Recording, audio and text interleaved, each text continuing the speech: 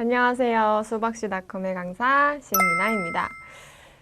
오늘은 제목을 보고 오셨죠? 청소년 관람 불가라고 해서 처음으로 학부모님들 대상으로 이야기를 좀 해볼까 합니다.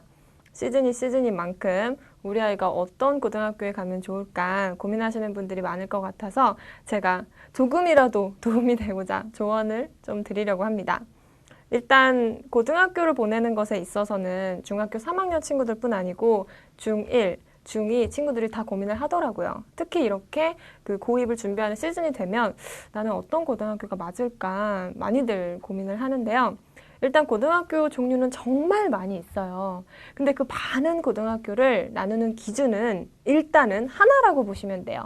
그 기준이 뭐냐? 바로 선발입니다. 고등학교가 선발권을 가지고 있느냐, 가지고 있지 않느냐에 따라서 나눠진다고 보시면 돼요. 고등학교가 선발권이 없다라는 것은요, 쉽게 말해서 추천 배정이에요. 그냥 랜덤으로 들어가는 거죠. 우리가 흔히 알고 있는 일반 고등학교, 인문계라고 하기도 하고요. 일반 고등학교는 선발권이 없습니다.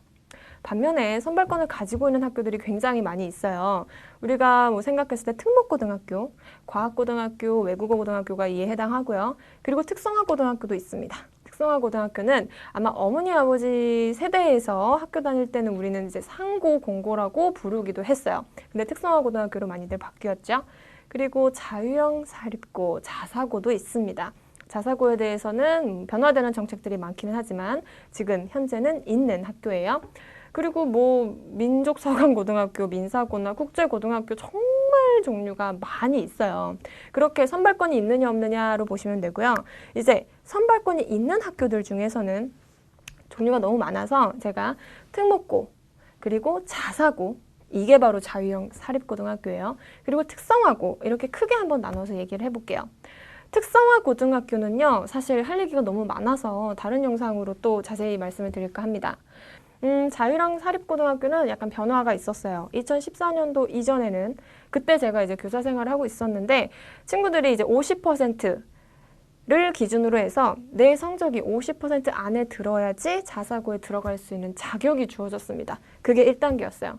그래서 교무실에서 이제 총 내신 성적을 내는데 중3 친구들이 그 50% 기준을 맞추려고 막 울기도 하고 웃기도 하고 했던 이제 해프닝이 있었는데요. 14년도 이후에는 50% 자격 제한이 없어졌기 때문에 이제는 1단계에서는 추첨하고 2단계에서는 면접으로 바뀌었습니다. 그래서 자유형 사립고등학교에 대한 굉장히 변화되는 정책이 많다고 보시면 돼요. 이제는 이제 폐지 쪽으로 가는 폐지론도 많이 있고 특목고도 마찬가지이지만 그래서 어머님들이 더 혼란스러울 것 같은데요. 일단 저는 그렇게 생각합니다. 특목고 그리고 일반 고등학교를 봤을 때 우리 아이가 어떤 성향에 맞는지 보셔야 돼요. 물론 성적이 또 되어야 하는 전제가 있기는 해요. 우리 아이가 일반 고등학교도 갈 수 있고 또 이렇게 특성화 고등학교나 아니면 특목고로 갈 수 있는 성적이 된다면 거기에서 성향을 보라고 말씀을 드리고 싶어요. 근데 그 성향은요, 학생들이 자기 자신의 성향을 보지 못하는 경우가 많더라고요. 이거는 주변에서 봐주시는 게 도움이 많이 됩니다. 선생님이나 특히 부모님이 아이들의 성향을 가장 잘 보시는 편이라고 저는 생각을 해요. 특히 저도 이제 엄마이기 때문에 아이가 자라는 걸 어릴 때부터 보잖아요. 아이들의 성격, 성향은요, 기질적인 면이 많이 있어요. 우리가 사람 성격을 얘기할 때는 타고난 기질과 그리고 환경적인 요인에 영향을 받는 걸 합쳐서 얘기하는 게 성격이라고 하는데 기질적인 부분은 정말 이게 너무나 커서 교육학적으로 얘기할 때 그 유전, DNA, 기질적인 타고난 측면은 또 이제 교육자들이 많이들 얘기를 하는 거거든요. 어른들이 봤을 때 이 아이가 어렸을 때부터 보였던 그 기질, 그거를 또 고려하는 게 고등학교 입시에서 도움이 되지 않을까 싶습니다. 아마 TV로 많이 보셨을 수도 있어요. 우리 아이가 주변 환경의 영향을 많이 받는 아이인지 아닌지 그거를 이제 심리학적으로 풀어내면은 사회적인 민감성이 높다. 좀 상대적으로 낮다라고 얘기를 하는데요. 사회적인 민감성이란 이제 타인의 어떤 칭찬이나 아니면 그런 인정 이런 거에 좀 약한 친구들을 말해요. 반면에 그런 것에 조금 둔한 친구들도 있습니다. 저는 제가 또 아이를 나중에 고등학교 보낼 때 이 부분을 많이 볼 건데요. 우리 아이가 사회적 민감성이 높은 편이다. 그러면 무조건 특목고등학교 그리고 주변에 이제 같은 꿈을 가지고 있는 특성화 고등학교 생각을 할 것 같습니다. 그런데 주변 영향을 크게 받지 않고 왜 꼭 독서실이 아니더라도 주변에 조금 이렇게 시끄럽고 좀 어수선한 분위기여도 혼자 할 것 집중하는 친구도 있거든요. 그런 친구들은 일반 고등학교 가서도 충분히 잘을 할 수가 있습니다. 일반 고등학교의 가장 큰 장점은 내신 성적을 따기 유리하다라고 얘기를 하는 면이 있어요. 당연히 그렇지요. 특목고 가는 친구들이 공부 조금 잘하는 친구들 가지 않아요. 상위권 친구들이 가기 때문에 상위권 내에서의 경쟁은 또한 더욱더 치열하거든요.